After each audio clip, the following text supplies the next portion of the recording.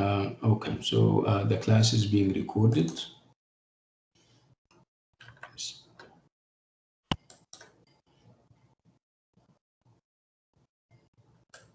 I don't know why I have that. Okay.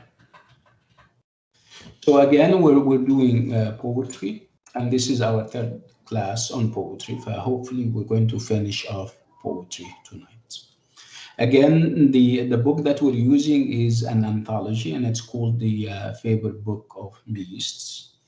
We spoke enough about the anthology, and we defined the word anthology and said anthology is a collection of poems or short stories, and they are not normally written by the same poets, right? We have a variety of poets and poems, and you have different types of anthology. You can have an anthology on animals or animal anthology. You can also have nature anthologies. I mean, you can have all types of anthologies, and the theme would be different. We said that if we talk about the traditions of anthology making or creating, we would talk about the idea that the arrangement of the poems is chronological. Chronological means that you start with the old and then you end up with the new. This is traditional, right? This time around, and in the anthology that we have, we don't have this arrangement or organization. And the organization that we have is more or less alphabetical, where we start with the A, B, C, and so on and so forth. And when we asked the anthologist, the one who compiled the anthology, why are you doing that? He said that if I keep it chronological, people are going to be under the impression that I am perhaps recommending old poetry to the new one, and this is not my objective. That's why I am opting for alphabetical order or alphabetical organization. You might not be very convinced, but this is what he said. He also said that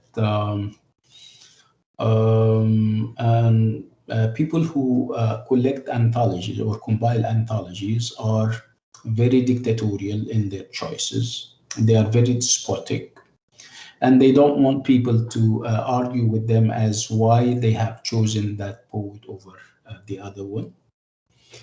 And he is admitting and acknowledging it in the introduction to the anthology, which is obviously very honest and frank of him. But perhaps this was a strategy in order for people not to kind of ask him so many questions about his choices.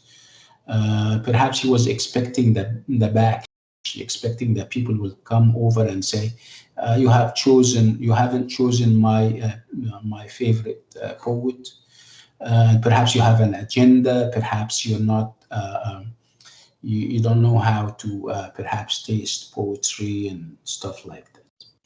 But he wrote this very interesting introduction in which he laid out his reasons as why he started the anthology the way he did. Okay, so of course, an anthology is so big and it has perhaps hundreds of poems. And those poems are, they belong to different time periods. And the idea that we're using this alphabetical organization would make it possible for us to have, the old, beside the new. You don't have to stick to one time period. You have different time periods that would allow us to perhaps try comparisons between the different poems and the different time periods. What are the poems that we're dealing with?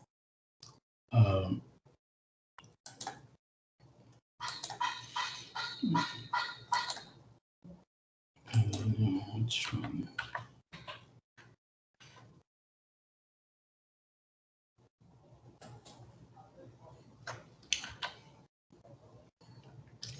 I'm trying to get rid of this line. I have this. Oh, okay, anyway. So the poems that we're dealing with are the Fly by William Blake, the Flea by John Donne, and the Fly again by Miroslav.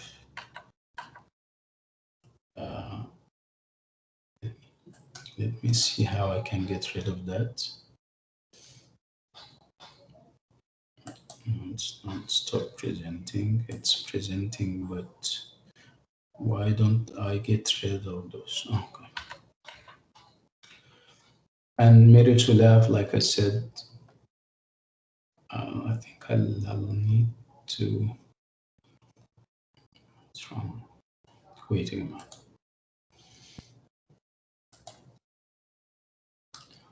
Not uploading.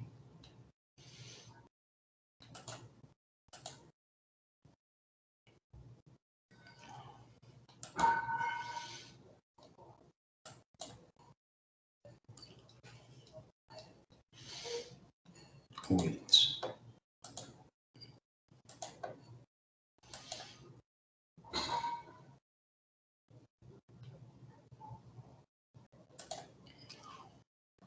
Just a second, I'm trying to do something.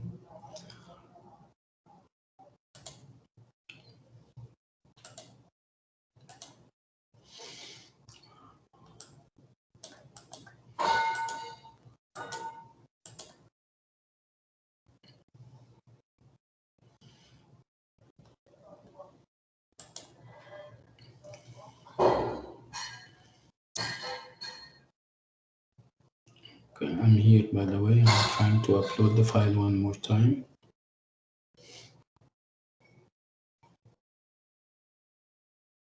Yes. Okay, so Miroslav Holub, the Fly. This guy is from the Czech Republic, or the former Czech Republic, because we don't have the Czech Republic anymore. And then when we're done with that, we'll go to D.H. Lawrence, another poet and novelist, and we're going to talk about him as a poetic descendant. Now you know what poetry is, and now, of course, you can distinguish between poetry and non-poetry, horizontally and vertically. Remember when we spoke about the idea that a line of poetry is different from a line of prose, the fact that you don't have this margin to margin lines in poetry. The lines are much shorter than the lines in prose, right? Poetry is about music and rhyme and lines rhyming together and meter and metrical arrangement.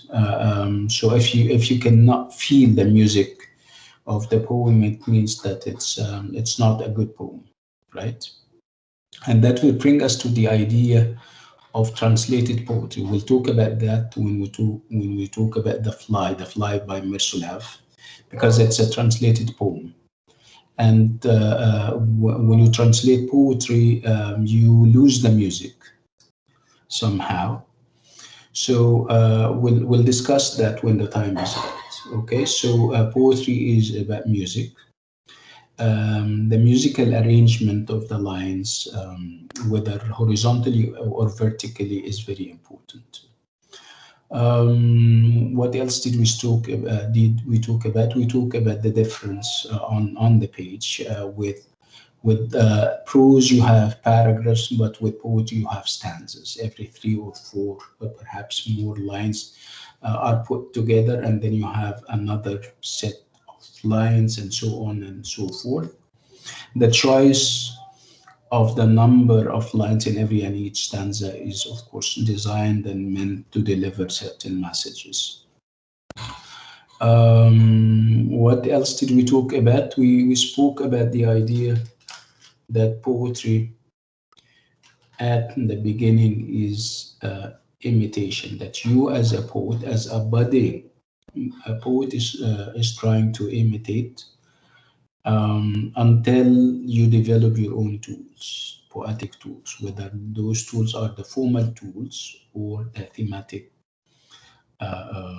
tools.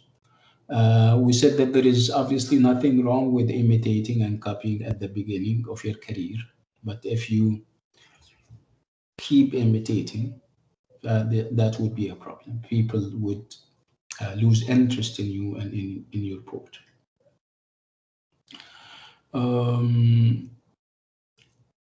What else did we talk about? We talk about some features that we normally encounter in poetry. We spoke about the idea of personification and anthropomorphism. And we said that at the core of the poetic experience, there is this idea of personification. And if we extend it a little bit within the poem, we would call it a metaphor. And if we have a whole work where you have those human attributes or qualities given to perhaps animals and non-human entities, in this case, you would have cases of anthropomorphism.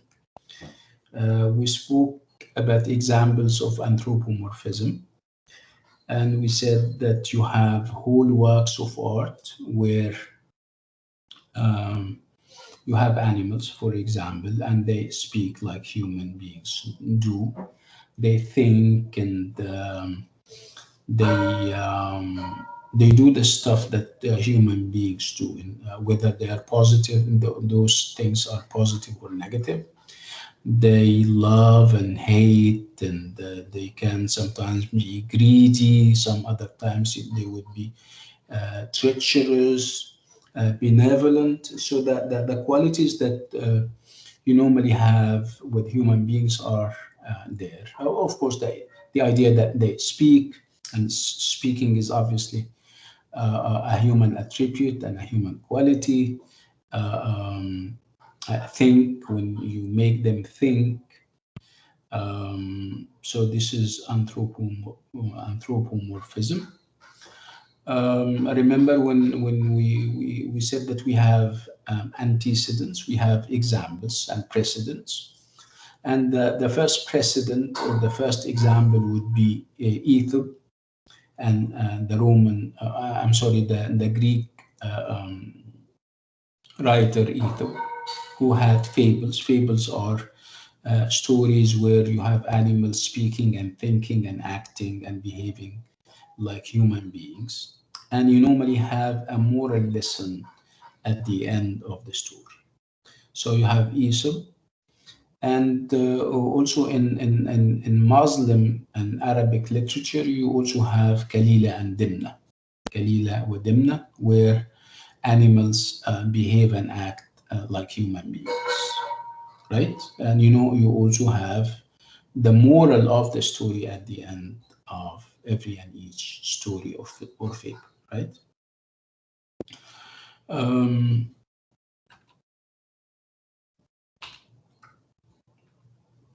We spoke enough about tradition and descent in poetry, and we said that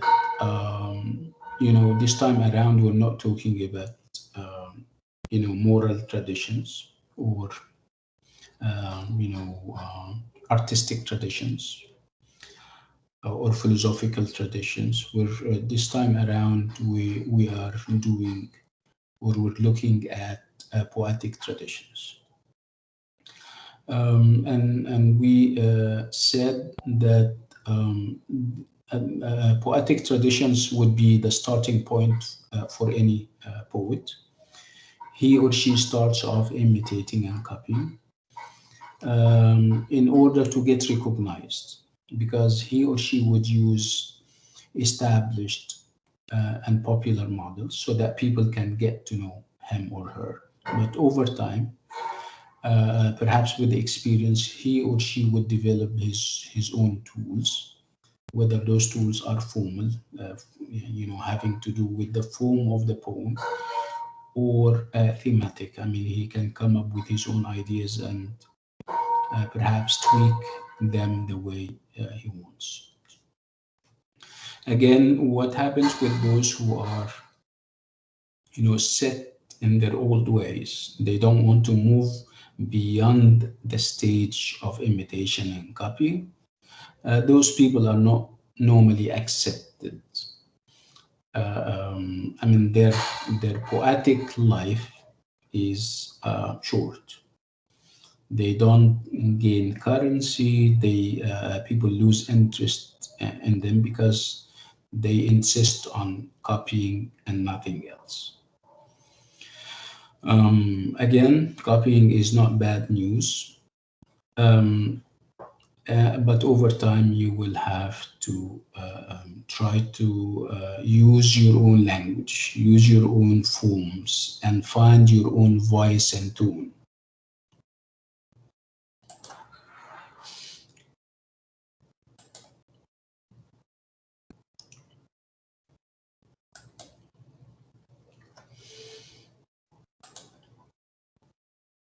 Like I said, we spoke enough about anthologies and how anthologies are made and who makes them. And we said that we don't just choose anybody to compile an anthology. The anthologist has to be, if you have a poetry anthology, you would have an established poet, for example, or an established critic, a critic or a poet that enjoys credibility and popularity. And also, you have anthologies that are produced by very famous publishers or houses. So publishing houses that are also established and that have credibility would add to the anthology. So you would feel safe with them. You would feel that the choice of the works or the poems was not random, was not based on perhaps personal, preferences. Yeah, there is, of course, a measure of personal preferences to it, but this would not be the end of it. Because normally when people compile anthologies, they also try to perhaps strike parallels and correspondences and comparisons between and among the works. So it's more or less like a piece of research. So you have to calculate stuff. You need to also come up with reasons, at least for yourself, as why you have chosen this poet over the other one. Okay.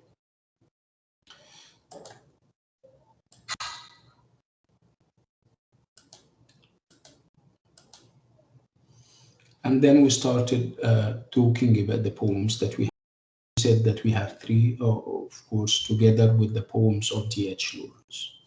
The three that we have are The Fly by William Blake, The Flea by John Donne, and of course The Fly by Miroslav Holub. When you look at the arrangement with which we're going to do them, you're going to find that we're not starting chronologically or historically. We're starting alphabetically. Otherwise, if it was if we're doing it in a chronological order, we could or we should have started with The Flea by John Donne being the oldest of them, but we're not doing that. We're starting with William Blake,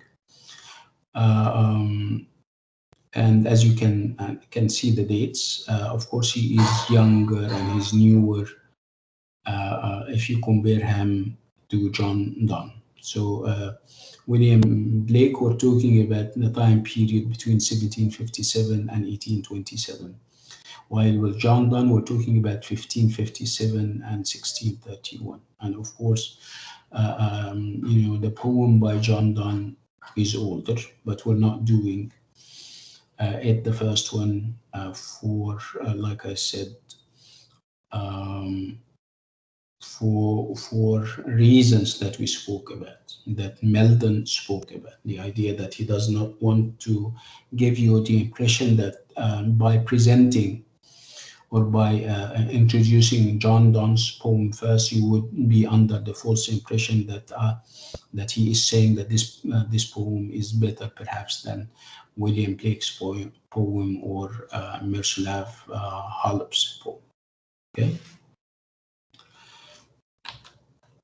This is the first poem that we're doing. It's The Fly by William Blake. We spoke, and I'm not going to revisit the poem because we have invested enough time, deconstructing it, if you like. We spoke about it a great deal. I just want to remind you and refresh your memories about the form of the poem. As you can see, it's a typical poem in terms of form. Typical in the sense that I'm comparing it, or I'm setting it against the other genres. The other genres are, for the most part, prose, where you have margin to margin lines. You don't have that. You have lines that are in the middle, as you can see, and they are also short, right? We spoke about the form of the poem, and we said that the form is as important as the theme and the idea, or the ideas that the writer or the poet is trying to get across to us. And we said that one way of communicating the theme or the topics or the ideas would be through the form. The form would be a major contributing factor towards understanding the poem, right?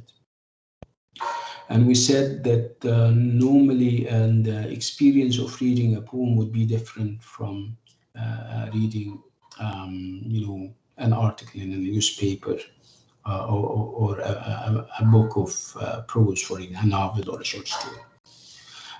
Poetry, because of its musicality, has to be read out loud, right? So again, in order to enjoy the piece of poem, the piece of poem is more or less like a piece of music. If you fail to perhaps feel the music, it means that one of you is not doing a good job. It's either you, because you fail to connect the dots, the musical dots together.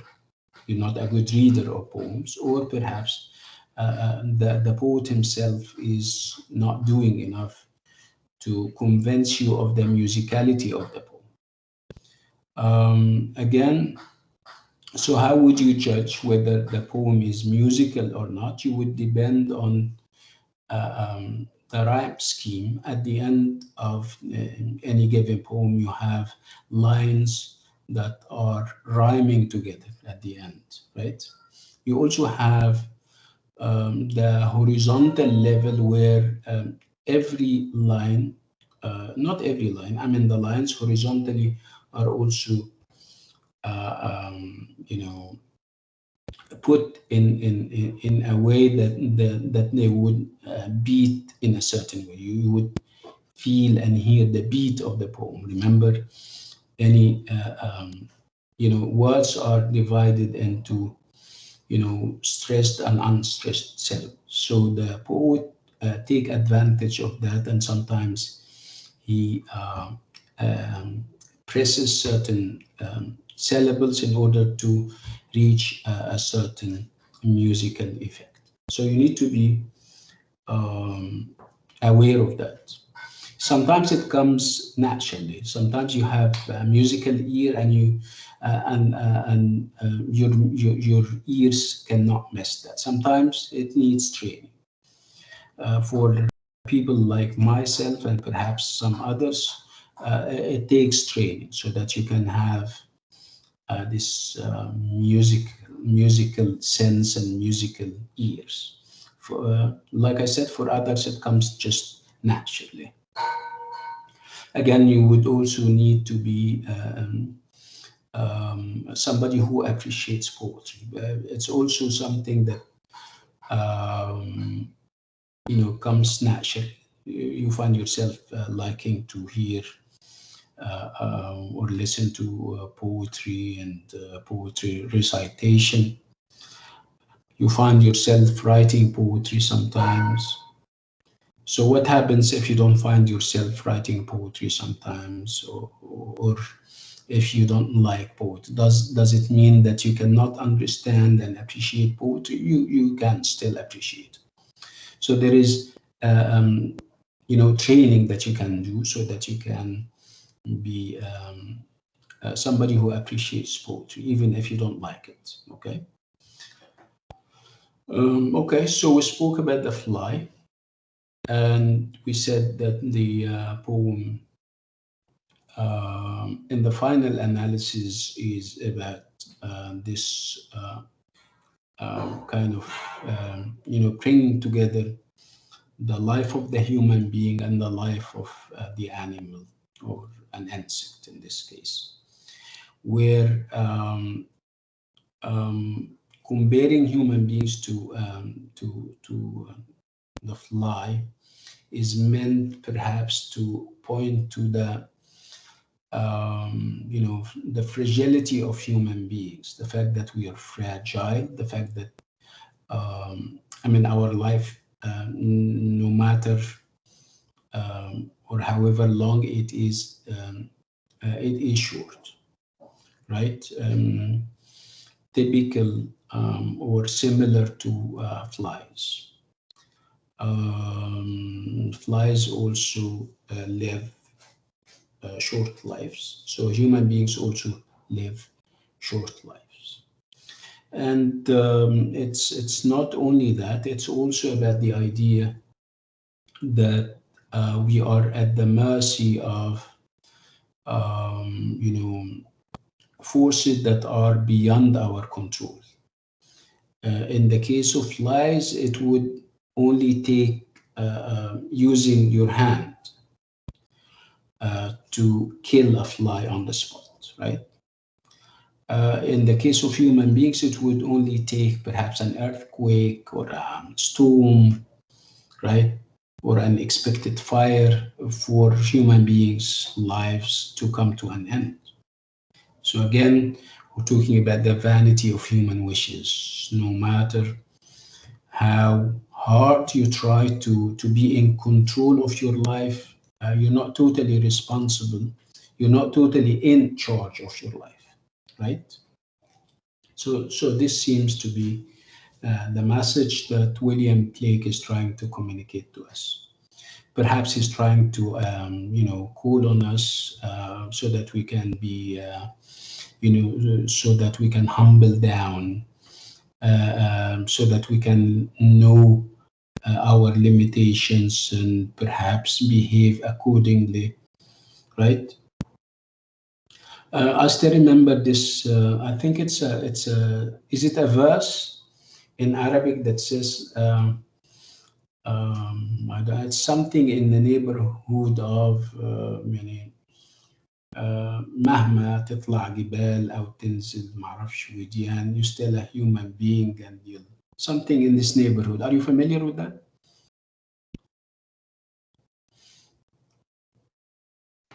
Yes, I. Well, can you remind me of? Yes. What does it say? I don't quite recall, but it's an apt example. It captures what we're saying. And there is also this this quote, and it's about risk, earning your living, for example. And it says that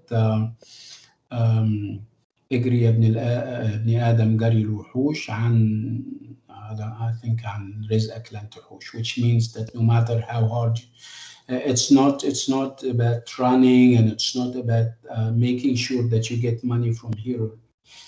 You are allocated and assigned an X amount of money that you will get no matter what you do, whether it's big or small.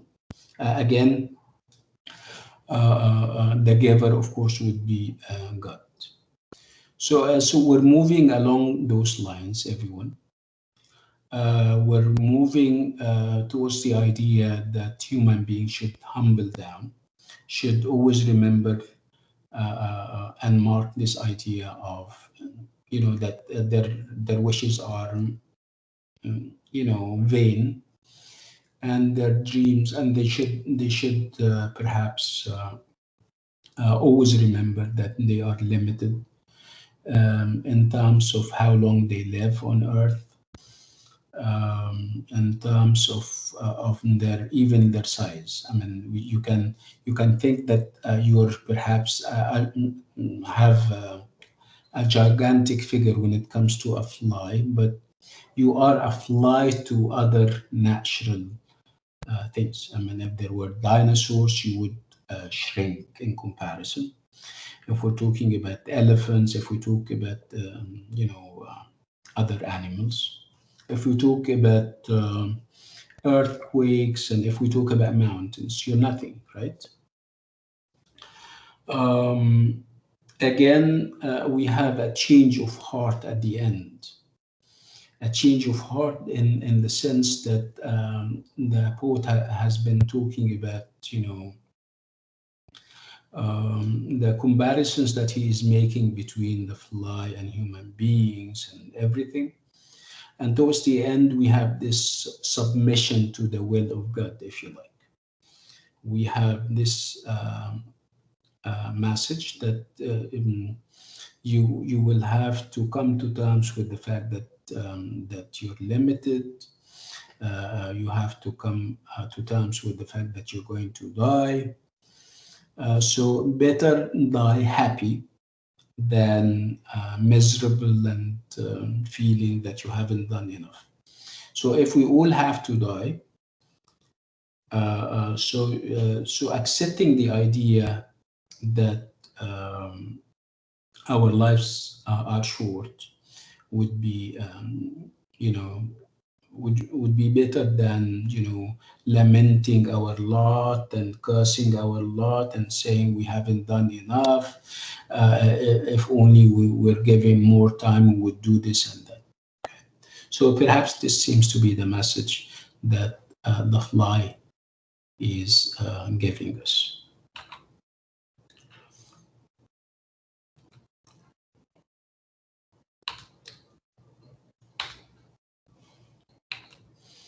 Remember, we also spoke about the idea that even the foam, even the lines reflect the shortness of human life.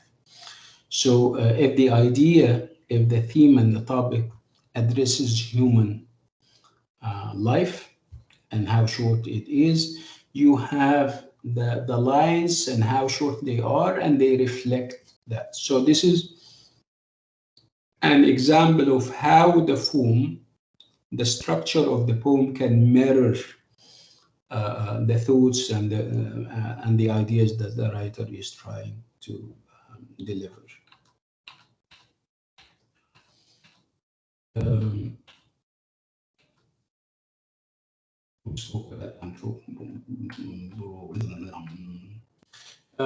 If you still remember, this is the last thing that we stopped on. We spoke about the Flea, which is the second poem. Chronologically, it should have been the first, but again, under the current or the existing scheme of Meldon, we're starting alphabetically. So the Flea has to, or came after William Blake's The Fly. What did we say? I mean, I remember that I gave you time to read it, and I think you did. Again, if you look at it from afar, it would look like a poem to you, right? Remember, as you can see, you don't have this line to line, lines. And you have stanzas, if you can see that. So how many stanzas? We have 3 stanzas, right? So graphically, how different this poem is from the previous one? What do you think? graphic. We have. Let's assume that we haven't read it. If we talk about, I mean, the graphic experience, seeing it from afar. I think Sausan wants to say something. Yes, it has like long stanzas and more completed lines and like long lines. Not like the previous one. It was really short and has like small stanzas and short stanzas. Okay. Do you think that this is meant, yes, Sausan? This is designed, or it's just random? It just came to the poet this way. What do you think? Do you believe in conspiracy, that there is a conspiracy behind it, that the writer meant it or the poet meant it? Yes, I think there's something behind this, but Yes. yeah, I don't know what is this. Yes. Yeah, I mean, like we agreed when we spoke about the Fly by William Blake, that this was meant. The fact that the lines are very short and the Yes. stanzas are very small, because they would all suggest brevity and shortness, and this is would be very consistent with the idea. The idea was about the shortness of human life, right? And how transient human life was. Yes. Right? Yeah. Sure. Okay. Okay. Thank you, Sausan, so much. You're Again, welcome. we have a different answer this time around. The previous one was about a fly, and this time around it's about a flea. And somebody came to the mic last time and translated it into Arabic. Flea is barghut in Arabic. And again, you would look at how small a barghut is in Arabic. This is also very significant, like the fly. The fly was also very small, and this was very significant. Okay. How much do you still remember about the poem? And I would like you to tell me if you perhaps need a minute or two, so that you can perhaps refresh your minds about it. If you would like me to allow you a minute or two to go back and read it, that's fine. Would you? Yes. Yes, Oh, please. so you guys have up to 3 minutes to read it, and 3 minutes and perhaps four, because this is poetry. And like I said, reading, people don't read poetry in a casual way. They have to focus. Perhaps they have to read it out loud, so that they can connect the poetic dots together. Okay, so I'll give you 3 minutes. Perhaps you need to mute your mics and read the poem out loud. Go ahead.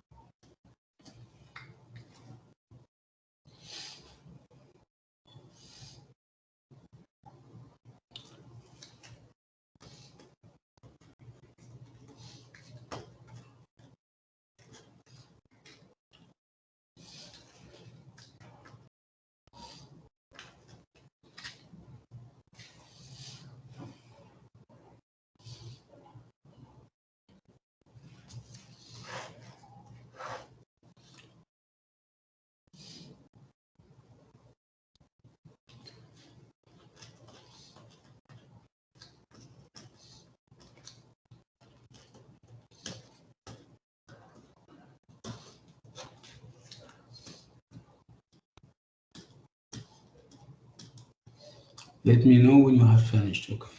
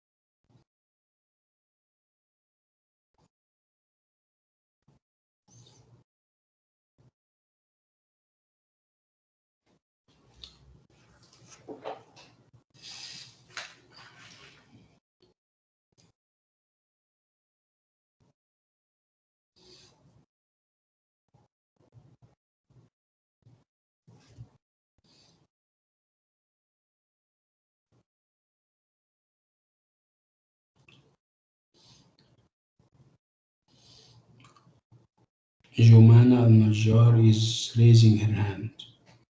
Yes, can I talk about the poem? Can you what? Talk about it. Just give me a second. Let me check if everybody is ready. So have you all read the poem, everyone? Yes. Yes. Okay. So give me your initial impressions.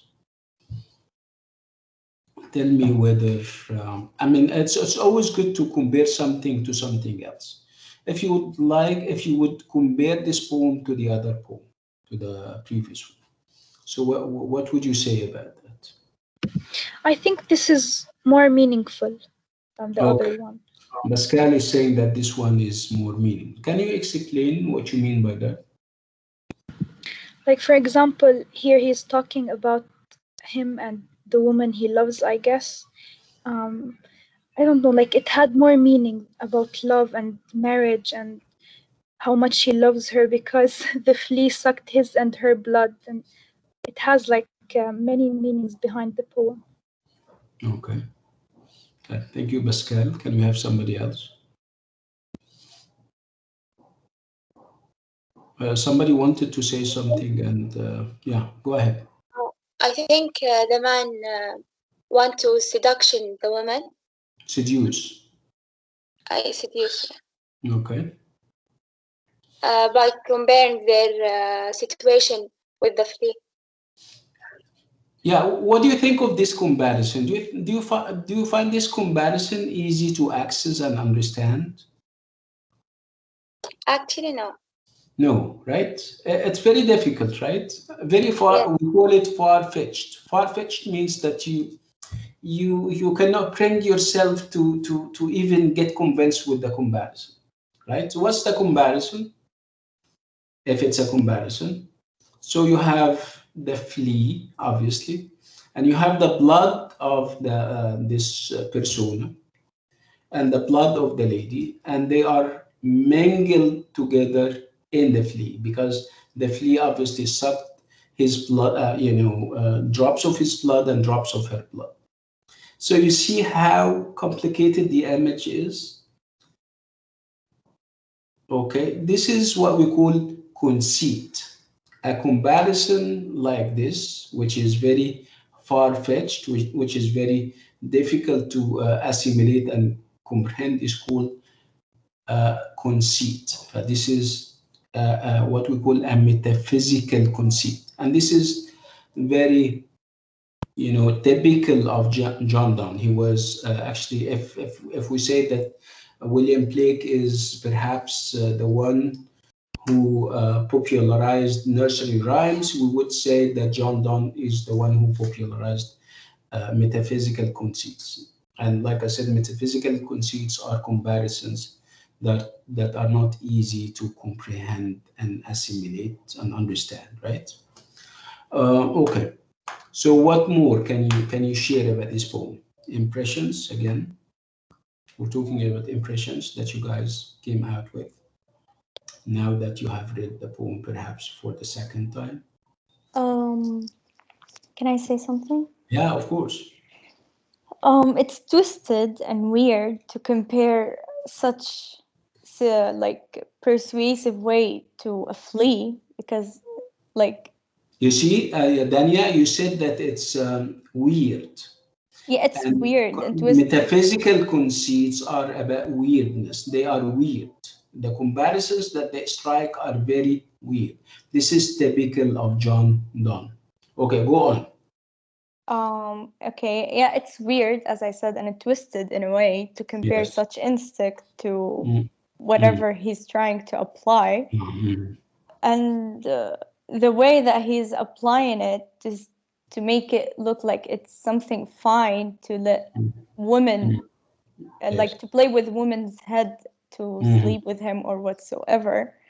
It's also sickening to like to read, but it's interesting because that's the beauty of poem and poetry. Very strange, right? It's about weirdness and strangeness. I mean, you cannot in normal circumstances, yeah, Dania, you wouldn't think of this kind of comparison, right? Well, at first when I read it like for like twice, all I thought about was like two lovers who like couldn't have their way in life.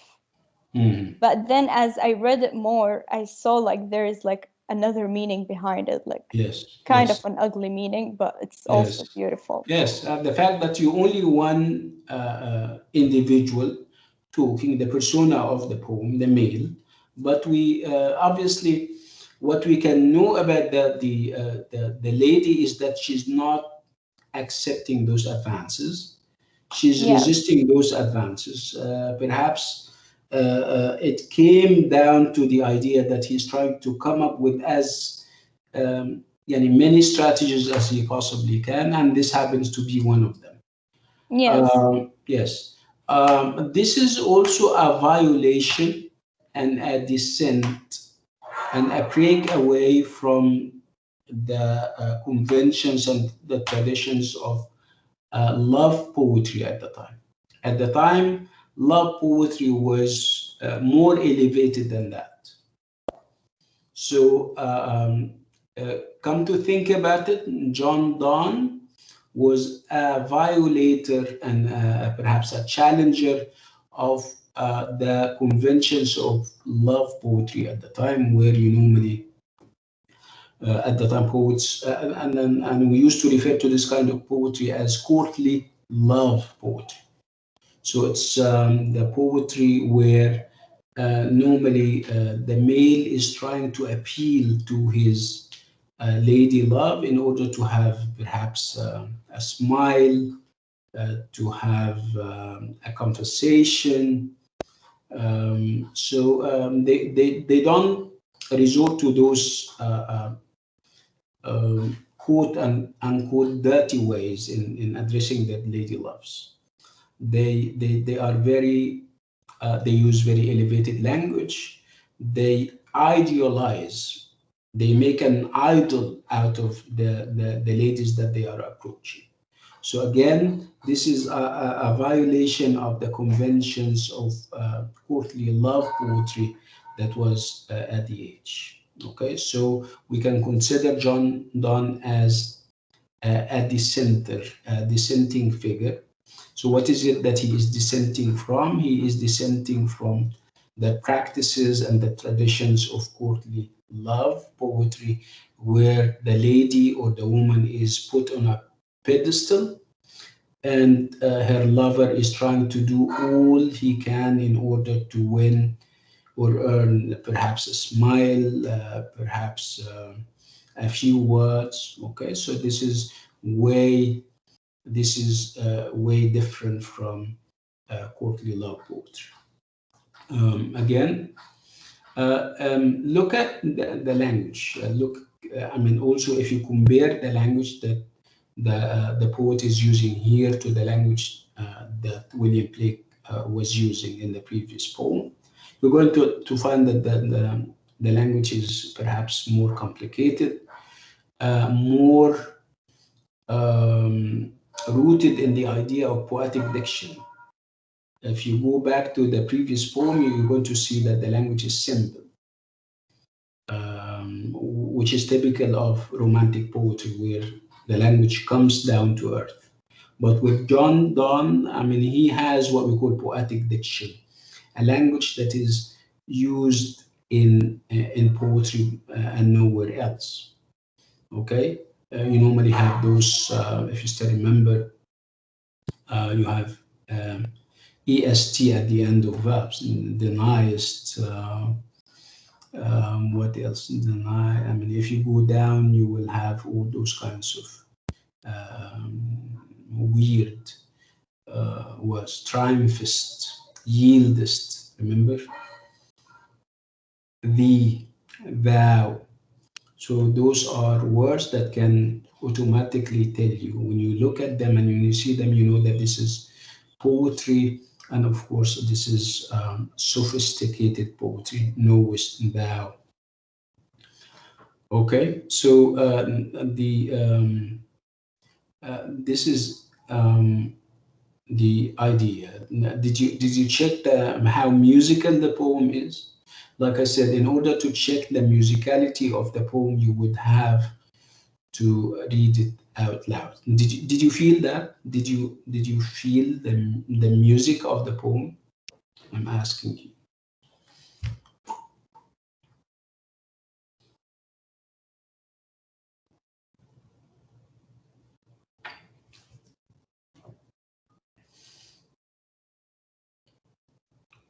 Hello? Yes, doctor. Yes, I'm talking about the music of the poem. So how musical is this poem? If you have read it out loud, did you feel that? Did you feel music? So you can be feeling music through the rhymes and also through the metrical arrangement of the line, the rhythm.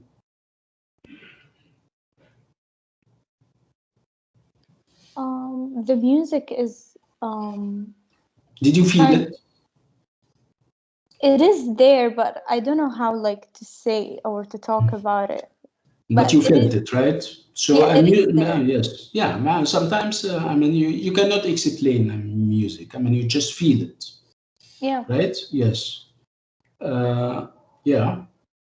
If you would like to give it to verbalize it, you would talk about the rhyme scheme. You would talk about the rhythm. Did that help? The rhythm? Mm-hmm. Well, yeah, So the rhythm the absolutely beats, helped. bum bum bum. Do we have that? Bum bum bum. And how many bums do we have? And also the rhyme at the end of every perhaps two or It's three lines. duplicated, maybe, yeah. Like there is like some duplicated and triplet rhyme Yes, yes.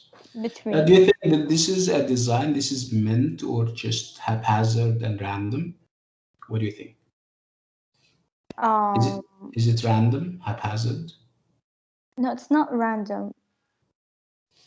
Okay. It's maybe designed like to be that way, Yes. to be included in some kind of genre or volume. I don't know, but like random and this like meaning and rhyme and twisted it is. It's not. No, it's not normal. Okay. So what else? Anybody and everybody?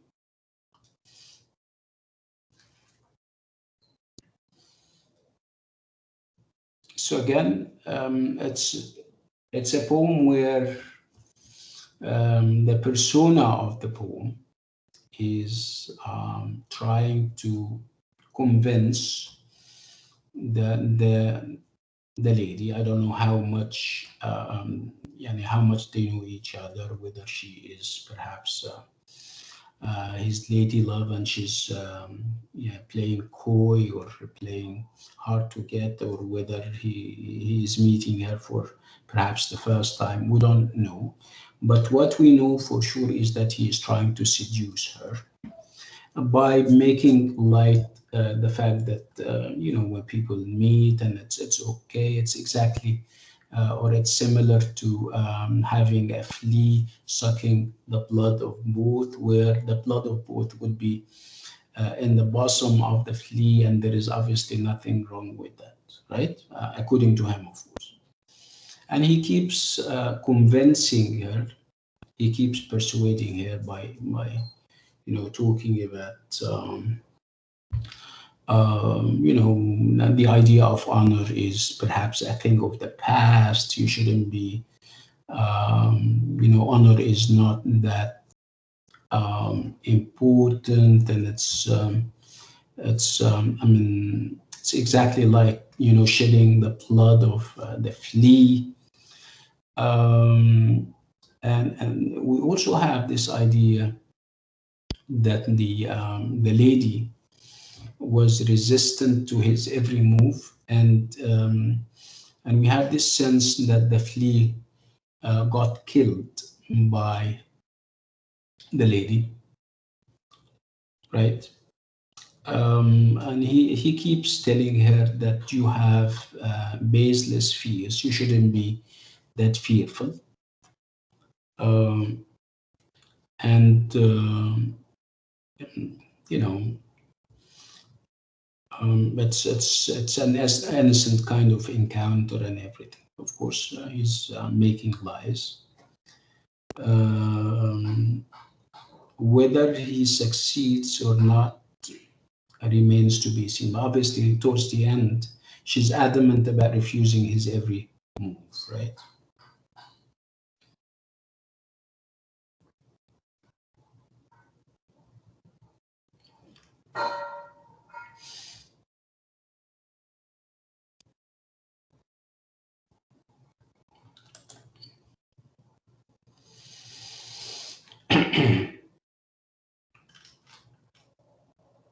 So, how do Donne's rhymes differ from Blake's? Of course, they differ, remember.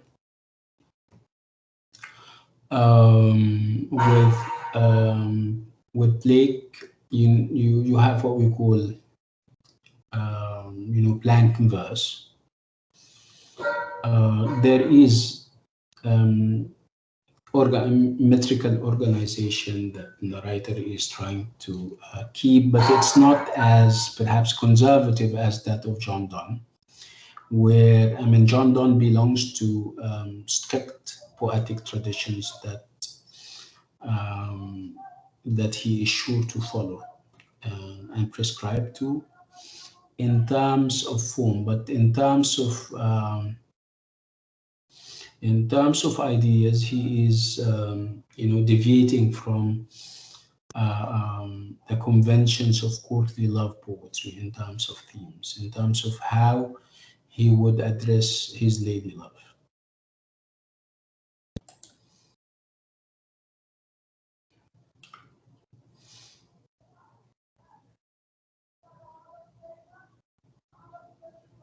So the Flea is a poem of persuasion, and unlike the Fly, which centers on the analogy between the man and the beast, Donne uses the flea as an elaborate, flexible metaphor through which his speaker attempts to persuade a female listener.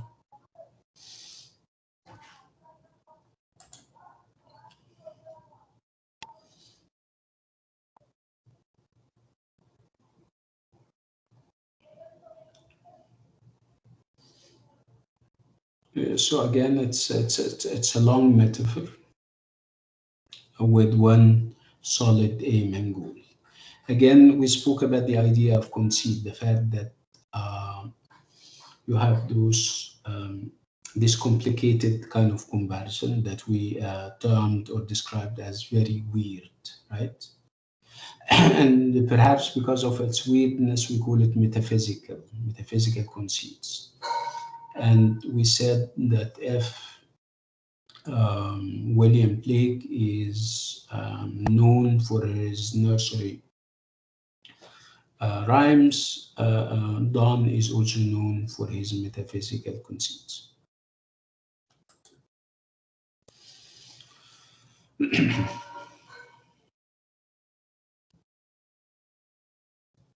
Again, we need to stress that sometimes you don't like poetry, but you will still need to know how to appreciate it.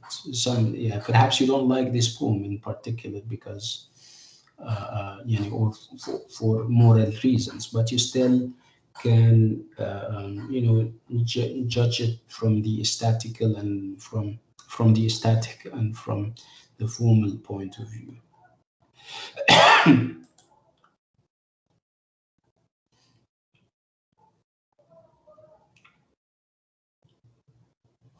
So this raises the broader question of the relationship between the poem and literary convention and tradition.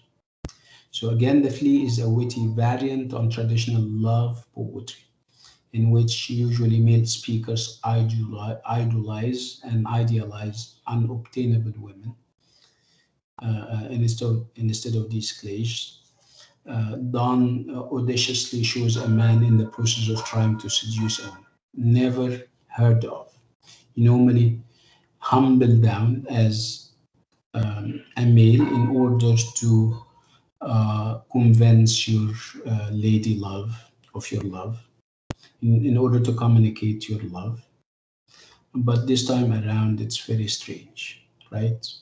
So it's not love, an innocent words of love that you're giving. You're using seductive language. You're using very strange comparisons.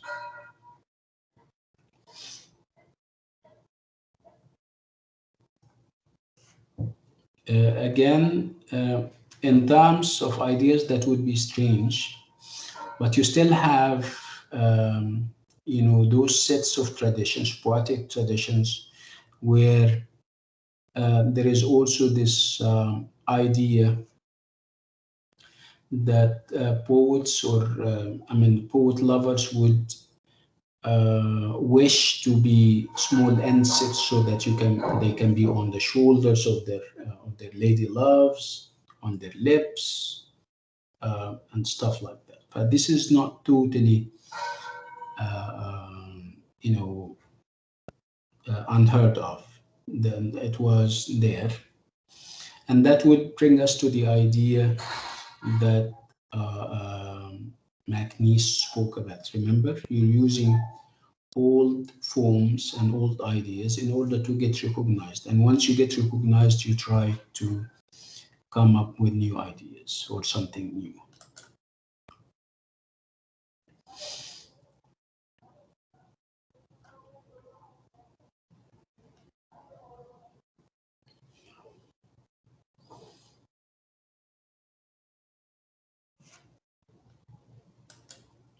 Okay, and then we move to Miroslav Holub, and the poem that we're having for this poet is The Fly. Okay, so it's if you look at the name of the poet Miroslav Holub, you can automatically detect the fact that he's not Anglo-American, right? His name is you have this Lav kind of thing, Kozmozov, Antonov, right? These name endings are normally associated with Eastern Europe. And when we talk about Eastern Europe, we talk about Russia, we talk about Yugoslavia or former Yugoslavia. You talk about the Czech Republic, and you talk about Lithuania and Georgia and all these other, Eastern European countries.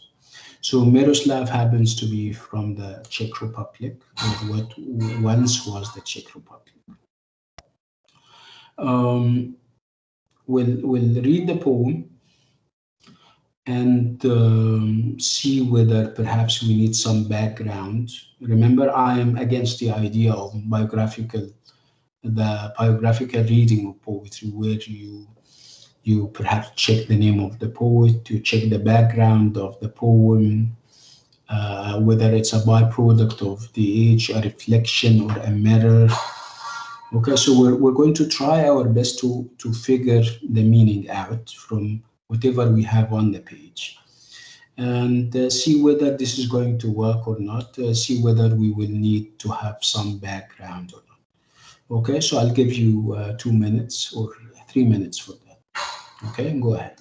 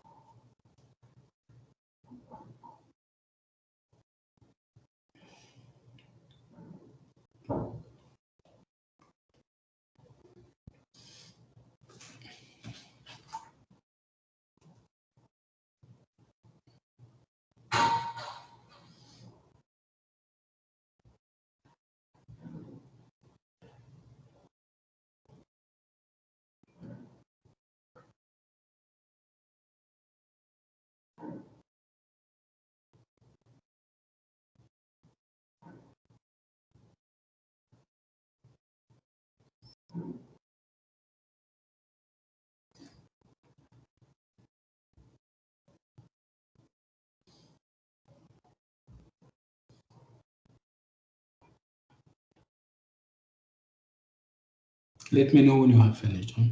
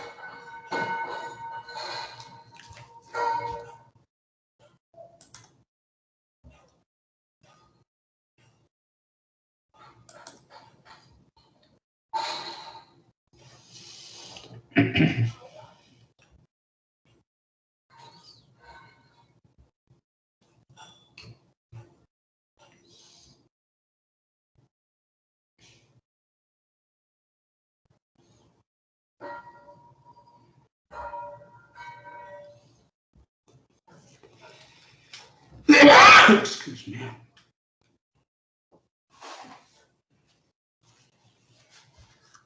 Hello, are you still there? Yes. Enjoying it?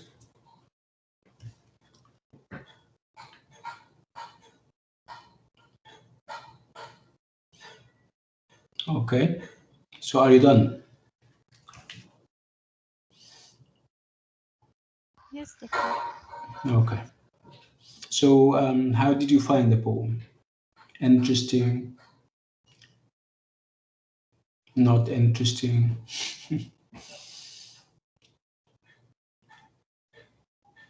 Interesting. Is it interesting? Good. Yes. Okay.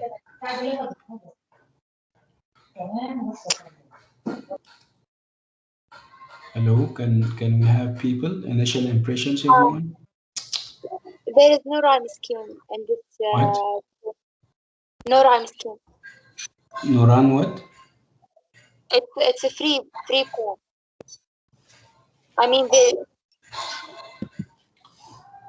It's a free verse. Okay, good. Okay. So how could you determine that it's free verse unless you have read about that in the book, right?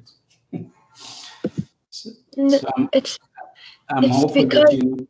Yeah. Go ahead. Yes. it's because I already took like about poetry in school. That's why. That's good. Yes. Thank you, Pascal. Anything else here, Pascal? I'm sure you're poetic yourself. You told us that at one point you wrote a poem that you don't remember at all. Uh, so how did you find this poem, Pascal? Like I don't really have so much to comment, but like it's good. If you It's interesting. if you compare it to the other two poems, what would you say?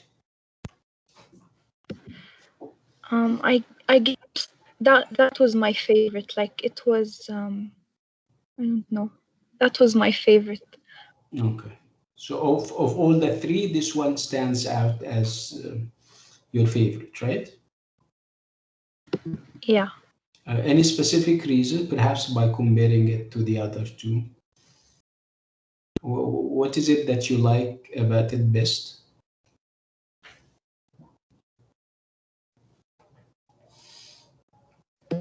I like that he's telling like a story Hmm. about the battle and what was happening. It's like historic a little. Yeah, perhaps you're trying to say that he's not as involved as the other people were in the previous two poems, right? Yes, exactly. Yeah, Yeah. look at the pronouns that he is using. He's saying she, right? He's not saying I or you, thee Yeah. and thou, right? So he's creating a distance between himself and whatever happens in the poem, which is to the liking of Pascal. Perhaps somebody else may differ and say, no, I don't like that. I need to have this interactivity and this dialogic encounter between two people. It's thee and thou, I and you, right? This conversational tone that will bring the poem home to us. But for Pascal, this is not something that she favors. Okay, good. Can we have somebody else?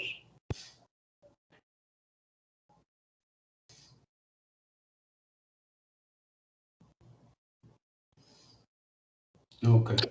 I think it's like a prose, but write in a poem way, a poem shape. Can you come again, Jumana? Say what you said. It's like a prose, but write in a poem way. Yeah, Jumana is referring to a very interesting idea, the idea that you don't feel that you're reading. It's more like a prose poem where you don't have, and Jumana obviously misses the music. Perhaps she doesn't feel that it is musical at all. Is that correct, Jumana? Yes. Okay, so the fact that you don't have rhyme, the fact that you don't have rhythm would perhaps make the poem lose the appeal that it may have on the ears of people. Musicality is very important in a poem, right? And this is something that Jumana misses in this poem. That's interesting. Yeah. What else?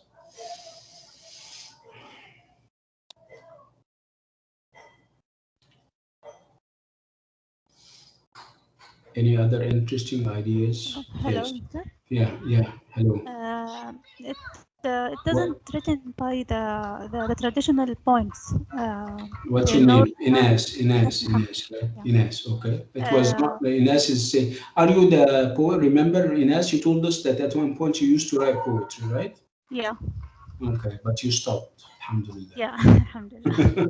Okay. There is So no deadline Ines, for written points. yeah, inshallah, perhaps during vacation you can always go back to your Inshallah. okay. So Ines, you were saying that it was you were saying something. Go ahead. It doesn't like the traditional poems. There is no rhymes. There is different length in stanzas. Yeah, that's interesting, Ines. Thank you so much. Ines is saying that she doesn't seem to find rhyming sentences, rhyming rhymes. For obviously, we don't have rhymes, and yeah, it's about music, right? And the fact that the lines there is gaps between the lines in terms of length. Some lines are long, and some others are only phrases, a word or two, right? Whether this is meant or not, this is remains to be. It would take us perhaps a little while to realize that. Perhaps we need to learn the language because this is not originally in English. The poem is written in the language of the native language of the Czech Republic, and it is translated. And with translation, music is lost. This is one of the issues and the challenges of translating literary works, especially poetry. It's a big research area. People do research on that, the idea of whether you can translate poetry or not. It's exactly like the idea of also translating Quran, whether Quran is translatable or not, because if you translate it, a lot of the, the images and also the music and all these kinds of things are going to perhaps collapse, right? So again, this is a translated text. And translation, the fact that it is a translated text would account for the fact that you don't feel the music. Right? What else? Are you clear about what is happening in the poem in terms of the ideas, in terms of the story, if we can call it a story? Do we have a story involved? I think it's talk about war or battle, something like this. Yes, interesting. Sausan is correct in saying that she has the feeling that the poem is about war. Yes, yes. Okay. So what makes you believe that it's about war, yes, Sausan? What are the key words that you have taken away that made you think that it is a war scene?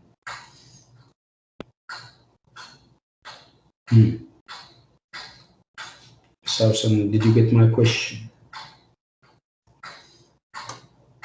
Okay. Oh, yes, yes. Okay, okay. Would you elaborate on this idea that you're saying that you felt like there is a war, right? Yes, at the first stanza we can notice like there's a lot of like words that indicate it's about the war or the battle, Yes. something like this. Yes, when he says the battle of Crécy, right? Yes, yes. So you have the word battle, right? Yeah. Yes. When you talk about shrieks, moans, and wails, these are indication that there is pain and suffering involved, Yes. right? So when you put them together, when you say at one point that there is a battle and then you have shrieks and moans and wails, it means that he's giving us a verbal, picture of a war, if you like, right? Yes, of course. And when he talks about the French cavalry, right? When he talks about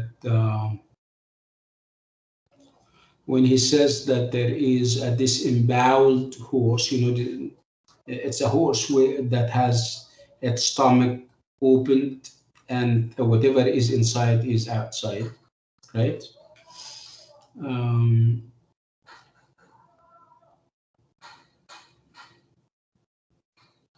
And when he says a few arms and legs twitched under the trees, obviously it's arms and legs, not their owners. Obviously, their owners are in one place, and those arms and legs are in another place. An indication of what happens when you have wars and people get killed, and their organs or their bodies dismembered, right? Okay. The royal arm. So obviously, it's a battlefield that we're seeing, right? Again, he's not involved. Do you feel that he is involved in the war? Is he a participant in this kind of war?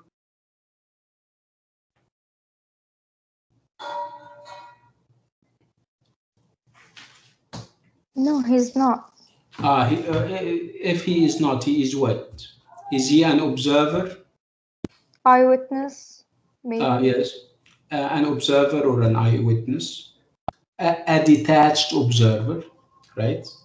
Yeah, maybe he heard about it, or it's his country who was at war. Yes, okay.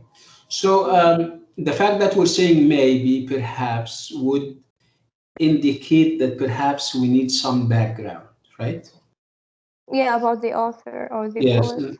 Yes. Sometimes in cases like these where the poem is rooted in history, it wouldn't be very harmful if you get a bit of background, right?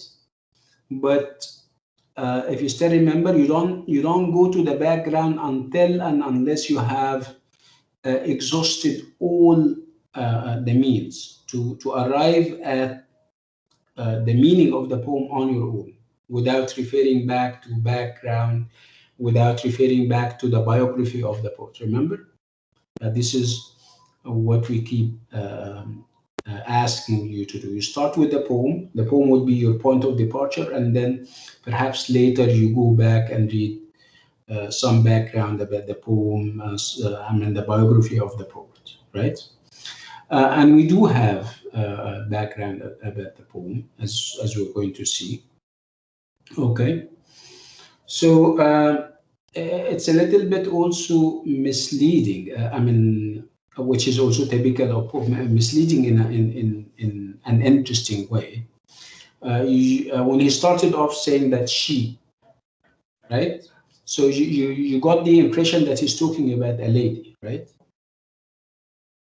And then much later you would realize, and perhaps in the second stanza, if I can call this a second stanza, you would realize that he was talking about a fly, right? Okay. Yes. Okay. So again, this is intriguing, in an interesting and in a nice way, right? Okay. So what is the significance of having a fly being an observer or a detached observer or an eyewitness to a human carnage like this, to human massacres? What's the message, if any? What do you think the fly is saying about us? Assuming that flies, I mean, of course, we don't understand their communication. Perhaps they have their own world and they have their world wars. We don't know, right? But at least we can assume that they are not as evil, right? Flies and animals, right? So what do you think the fly is saying about us, Idama? That even like everyone is fragile and could die. Like even by the end of the poem, the fly was eaten by someone or by a Yes, yes, so like it's the whole idea of everyone's gonna die and yes, everyone is gonna feed on upon the other. She feeds yes. on the dead, then Mhm. like a bigger insect or a frog or something could eat her, and life goes on. Like this is the life cycle. But to the credit of the fly here and perhaps elsewhere, flies and worms, I mean, worms even feed on our dead bodies, right? Yeah. To their credit, they don't initiate the thing. They don't go and kill you so that they can feed on your body, right? No, they don't kill. They don't, right? And No. we're assuming that in their world, whatever this world is, they are not as evil as we are.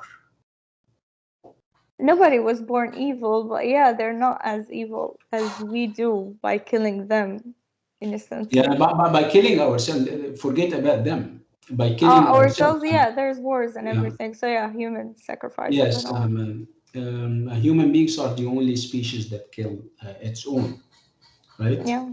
So perhaps if you have a fly and it's on top of something and it looks at the amount of damage that human beings are doing each other, the amount of carnage and massacres that we commit against each other, it's perhaps the message is clear. The fly is saying, what's happening? What's happening with those bunch of crazy people who kill each other, right? So it can be a statement that the fly is making. So it's the fly, not the persona, because obviously we don't have a persona of the poem. A persona is perhaps somebody who is involved in the poem, a participant, like we have seen in Donne's poem and also in William Blake's poem. We don't have that. We have an objective observer, somebody who is kind of witnessing what is happening from afar. And this somebody happens to also share the experience with the fly, right? Again, you can have this confirmed by the form of the poem, right? So the idea is that we have human carnage and human massacres, and the idea that you have a fly who is obviously wondering what is happening and why those guys are acting the way they do, right? And the form of the poem confirms that the fact that he's using third person narrative, not first or second, he's using third person where you have she, right? Where you have her, right? You don't have I or we or me. Okay. Again, she was also taken by surprise and she was eaten by a swift from the fires of. So it's a I don't know how to describe the image. It's very graphic. You know, sometimes they when you watch a video or part of a video or a picture on the internet, and they tell you that this is going to contain graphic stuff that they don't want you to, if you're under a certain age, you shouldn't or you wouldn't look at it. But this is very graphic. The fact that we have carnage, that we have disemboweled horses and human beings, right? It's a statement that the fly is making against humanity and against human beings, right? Again,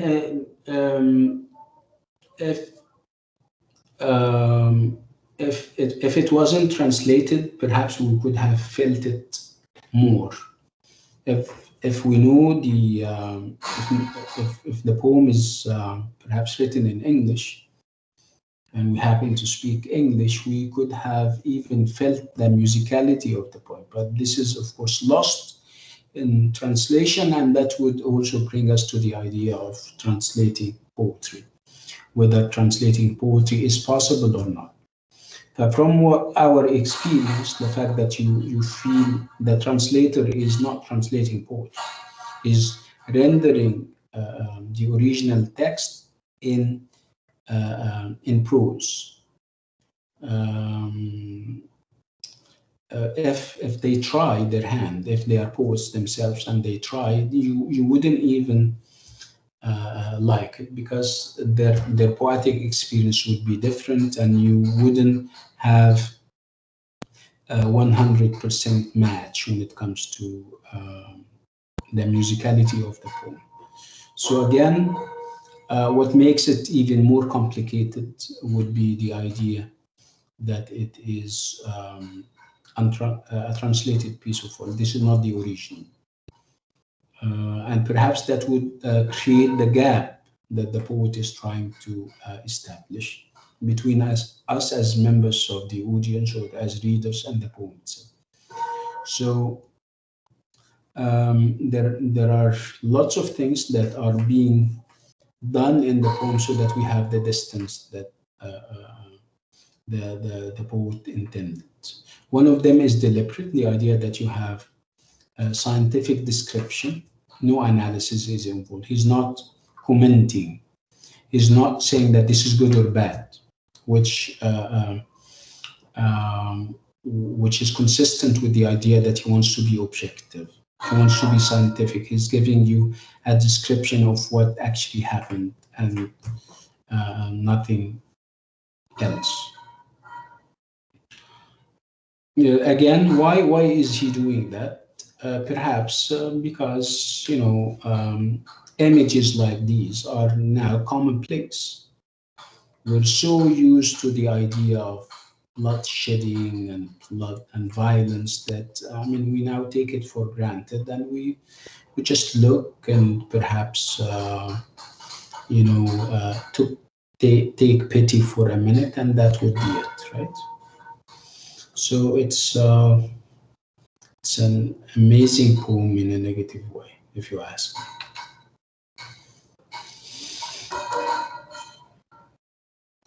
Again, perhaps a bit of background about the poet himself would help. You get to know that he is a scientist by profession, and scientists are, a little bit cold-hearted. I wouldn't say that, but this is a value judgment that I wouldn't, or I shouldn't fall into. But scientists are not like perhaps people who do humanitarian or human stuff. Teachers and lawyers. Scientists are a little bit, more exact, more accurate. They don't have the feeling, and they do, of course, have feelings and everything, but they are not as emotional as people working in the fields of humanity. Humanities. So he is an immunologist, so from the immune system. He specializes in the immune system. He's perhaps a doctor. Again, and that would tell you about why he is so scientific and so neutral in the poem, typical of and in keeping with the character of scientists. And you also need to remember that he used to operate and live under dictatorial regimes.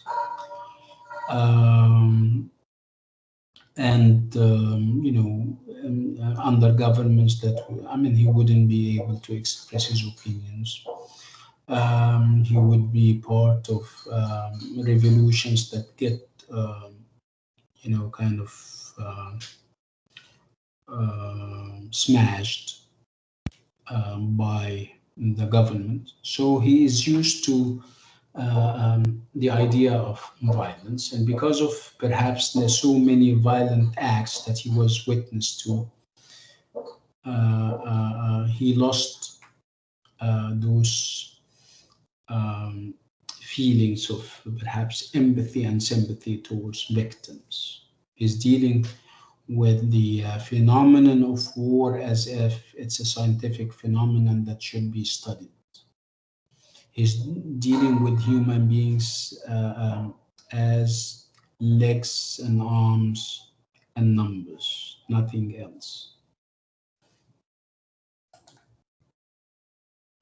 Of course, this poem is different, like we agreed. It's totally different from the Flea, the other Fly by William Blake and Donne.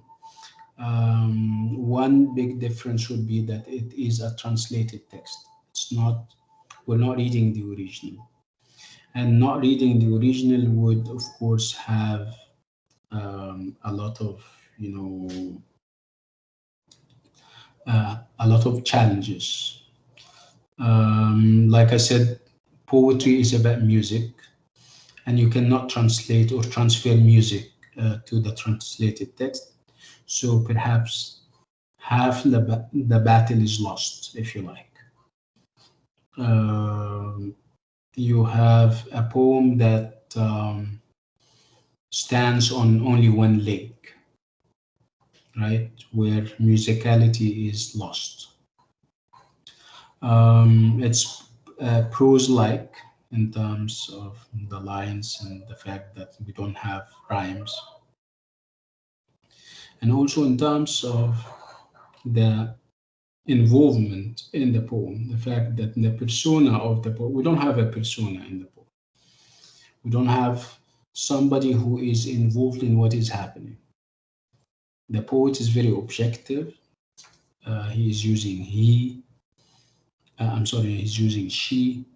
He's not using I, you, thou, and thee. Remember when we spoke about the other two poems, we said that the tone was very conversational. Remember the poem of Donne, there was this conversational tone where the persona is trying to convince the lady to forget about the idea of honor and everything. So it's a totally different experience.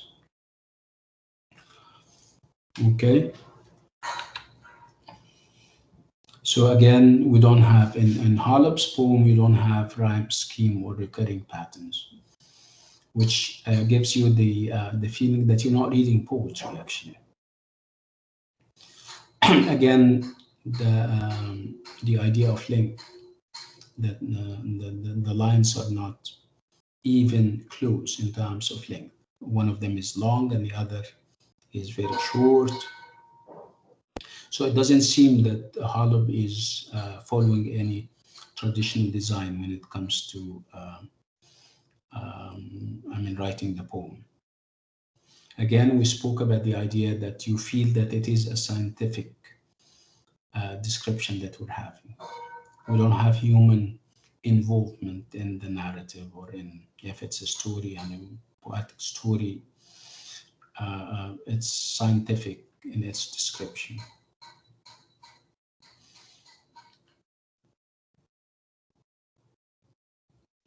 So the poem describes the behavior of a fly in the middle of a battle.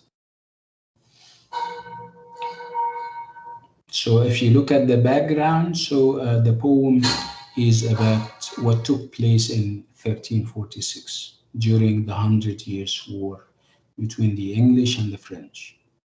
And it provides a graphic, horrifying account of the realities of war. Does he comment? Does he say that war is good? No. He, and I don't know whether you know about showing and telling, the technique of showing rather than telling. And we have that in novels, where you normally, if the writer is showing, it's better for the writer to show rather than tell. So we're having the same thing. The poet is showing rather than telling, because telling would have this added idea of commenting and giving value judgments. But here we don't have that. We have shown. The writer is showing what is happening, and he's not telling us about them. Okay? And you show by saying he and she and they. Okay? If you're going to tell, you're going to say I and again, you have objective description. Again, you can think of the poet as a man holding, or a woman for that matter, holding a camera, and he or she is recording what is happening in front of his eyes. Commenting? No. Cameras do not comment. They give you what is happening. They give you the realities of things and nothing else.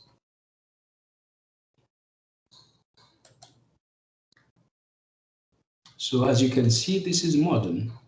If you compare it to the other traditional poems, whether we're talking about Donne or the poem by William Blake, this is modern in form and also in content.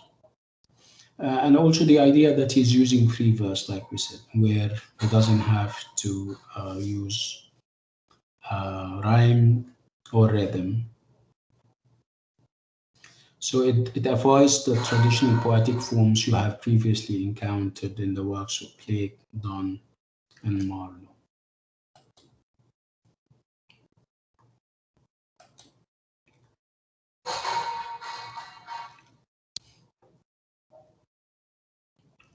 Again, we spoke about the idea that this is a translation, and with translation, a great deal gets lost.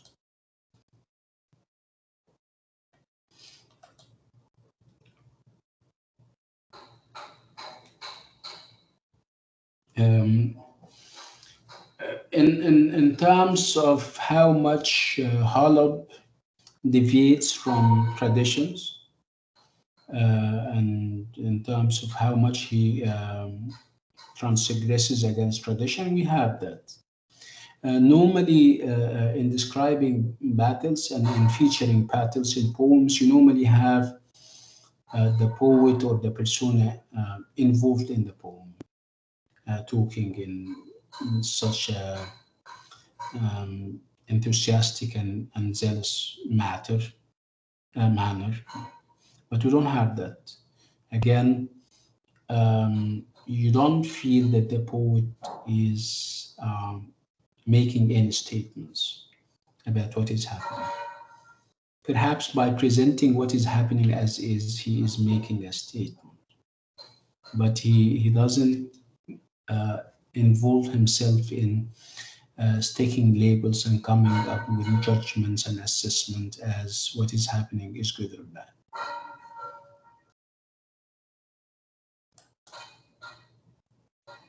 What time is it? 6. Okay. طيب احنا we're meeting tomorrow inshallah. So tomorrow we'll finish off D.H. Lawrence, and then we start the new chapter inshallah, the last chapter. Do you have any questions before we leave? What about other quizzes?